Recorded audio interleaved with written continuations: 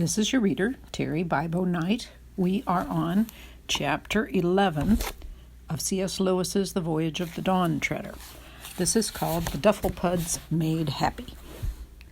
Lucy followed the great lion out into the passage, and at once she saw coming towards them an old man, barefoot, dressed in a red robe.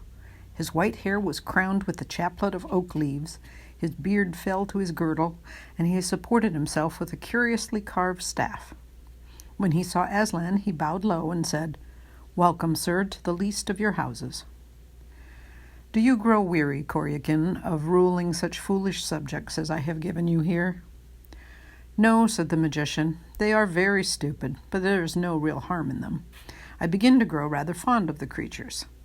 Sometimes, perhaps, I'm a little impatient, waiting for the day when they can be governed by wisdom instead of this rough magic." "All in good time, Coryakin," said Aslan. "Yes, all in very good time, sir," was the answer. "Do you intend to show yourself to them?" "Nay," said the lion, with a little half-growl that meant, Lucy thought, the same as a laugh. "I should frighten them out of their senses. Many stars will grow old and come to take their rest in the islands before your people are ripe for that. And today, before sunset, I must visit Trumpkin the dwarf, where he sits in the castle of Caraparavel, counting the days till his master Caspian comes home. I will tell him all your story, Lucy. Do not look so sad. We shall meet again soon." "Please, Aslan," said Lucy, "what do you call soon?" "I call all times soon," said Aslan, and instantly he was vanished away, and Lucy was alone with the magician. "Gone," said he, "and you and I quite crestfallen. It's always like that. You can't keep him. It's not as if he were a tame lion. And how did you enjoy my book?" "Parts of it very much indeed," said Lucy. "Did you know I was there all the time?" "Well, of course I knew when I left the duffers made themselves invisible that you would be coming along presently to take the spell off. I wasn't quite sure of the exact day, and I wasn't especially on the watch this morning. You see, they'd made me invisible too, and being invisible always makes me so sleepy. Oh, there I'm yawning again. Are you hungry?" "Well, perhaps I am, a little," said Lucy. "I've no idea what time it is." "Come," said the magician. "All times may be soon to Aslan, but in my home all hungry times are 1 o'clock. He led them a little way down the passage and opened a door. Passing in, Lucy found herself in a pleasant room full of sunlight and flowers. The table was bare when they entered, but it was, of course, a magic table, and at a word from the old man, the tablecloth, silver, plates, glasses, and food appeared. "I hope that is what you would like," said he. "I have tried to give you food more like the food of your own land than perhaps you have had lately." "It's lovely," said Lucy, and so it was. An omelet, piping hot, cold lamb and green peas, a strawberry ice, lemon squash to drink with the meal, and a cup of chocolate to follow. But the magician himself drank only wine and ate only bread. There was nothing alarming about him, and Lucy and he were soon chatting away like old friends. "When will the spell work?" asked Lucy. "Will the duffers be visible again at once?" "Oh, yes, they're visible now, but they're probably all asleep still. They always take a rest in the middle of the day." "And now that they're visible, are you going to let them off being ugly? Will you make them as they were before?" "Well, that's rather a delicate question," said the magician. "You see, it's only they who think they were so nice to look at before. They say they've been uglified, but that isn't what I called it. Many people might say the change was for the better." "Are they awfully conceited?" "They are, or at least the chief duffer is, and he's taught all the rest to be. They always believe every word he says." "We noticed that," said Lucy. "Yes, we'd better get on without him, really, in a way.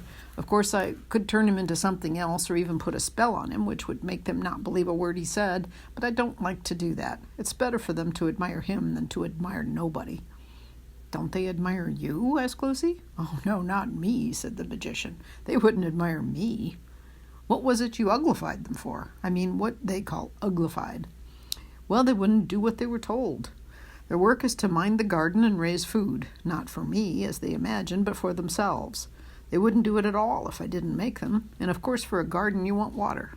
There's a beautiful spring about half a mile away up the hill, and from that spring there flows a stream which comes right past the garden. All I asked them to do was to take their water from the stream instead of trudging up to the spring with their buckets 2 or 3 times a day and tiring themselves out, besides spilling half of it on the way back. But they wouldn't see it. In the end, they refused point blank. "Are they as stupid as all that?" asked Lucy.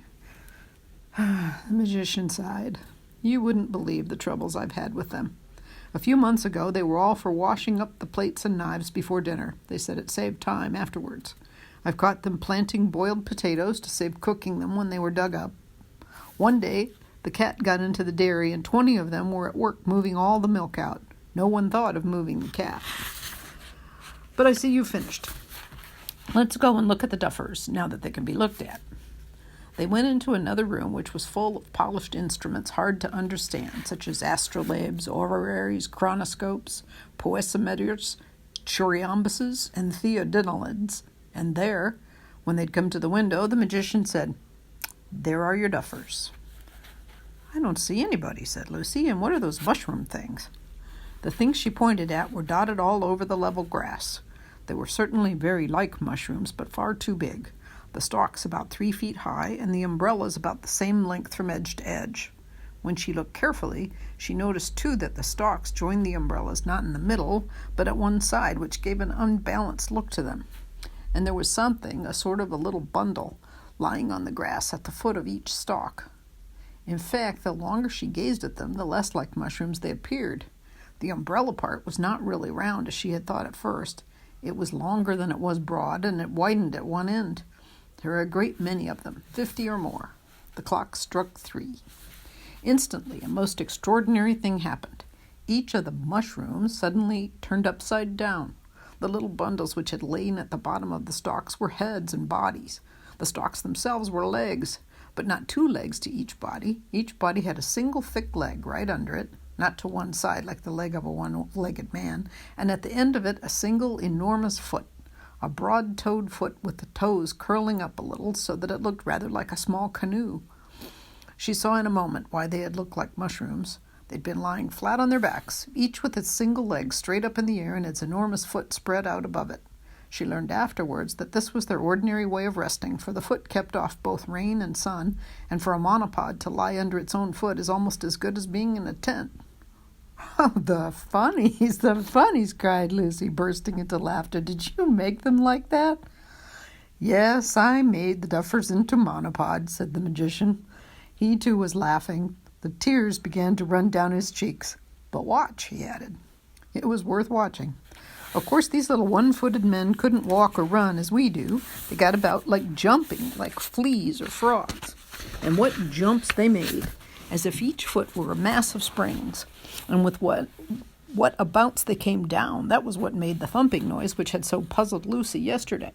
For now they were jumping in all directions and crawling out to one another. "Hey, lads, we're visible again." "Visible we are," said one in tasseled red cap, who was obviously the chief monopod.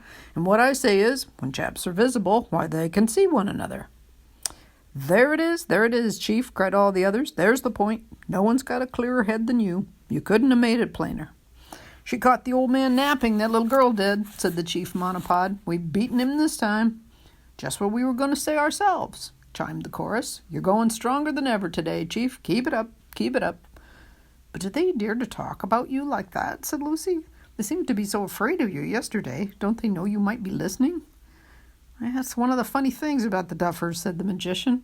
"One minute they talk as if I ran everything and overheard everything and was extremely dangerous. The next moment they think they can take me in by tricks that a baby would see through. Bless them." "Will they have to be turned back into their proper shapes?" asked Lucy. "I do hope it wouldn't be unkind to leave them as they are. Do they really mind very much? They seem pretty happy. I say, look at that jump. What were they like before?" "Common little dwarfs," he said. "Nothing like so nice as the sort you have in Narnia." "It would be a pity to change them back," said Lucy. "They're so funny, and they're rather nice. Do you think it would make any difference if I told them that?" "I'm sure it would, if you could get it into their heads." "Will you come with me and try?" No, you'll get on far better without me." "Thanks awfully for the lunch," said Lucy, and turned quickly away. She ran down the stairs which she had come up so nervously that morning, and cannoned into Edmund at the bottom. All the others were there with him waiting, and Lucy's conscience smote her when she saw their anxious faces and realized how long she'd forgotten about them. "It's all right," she shouted. "Everything's all right. The magician's a brick, and I've seen him, Aslan." After that, she went from them like the wind and out into the garden. Here the earth was shaking with the jumps and the air ringing with the shouts of the monopods. Both were redoubled when they caught sight of her. Here she comes, they cried. 3 cheers for the little girl. Ha! She put it across the old gentleman properly, she did. And we're extremely regrettable, said the chief monopod, that we can't give you the pleasure of seeing us as we were before we were uglified, for you wouldn't believe the difference, and that's the truth, for there's no denying we're mortal ugly now, so we won't deceive you. Hey, that we are, Chief, that we are, echoed the others, bouncing like so many toy balloons. You've said it. But I don't think you are at all, said Lucy, shouting to make herself heard. I think you look very nice. Hear her, said the monopods. True for you, missy. Very nice we look. You couldn't find a handsomer lot. They said this without any surprise and did not seem to notice that they had changed their minds. She's a saying, remarked the chief monopod, as how we looked very nice before we were all uglified. True for you, Chief, true for you, chanted the others. That's what she says. We heard her ourselves. I did not, bawled Lucy. I said you're very nice now. So she did, said the chief monopod. Said we were very nice then. Hear 'em both, said the monopods. There's a pair for you, always right. They couldn't have put it better. But we're saying just the opposite, said Lucy, stamping her foot with impatience. So you are, to be sure, so you are, said the monopods. Nothing like a opposite. Keep it up, both of you. You're enough to drive anyone mad, said Lucy, and gave it up. But the monopods seemed perfectly contented, and she decided that on the whole, the conversation had been a success. And before everyone went to bed that evening, something else happened which made them even more satisfied with their one-legged condition. Caspian and all the Narnians went back as soon as possible to the shore and gave their news to Rince and the others aboard the Dawn Treader, who were by now in considerable anxiety. And of course the monopods went with them, bouncing like footballs and agreeing with one another in loud voices till Eustace said, I wish the magician would make them inaudible instead of invisible. He was soon sorry he had spoken, because then he had to explain that an inaudible thing is something you can't hear, and though he took a lot of trouble, he never felt sure that the monopods had really understood. And what especially annoyed him was that they said in the end, Hey, he can't put things the way our chief does.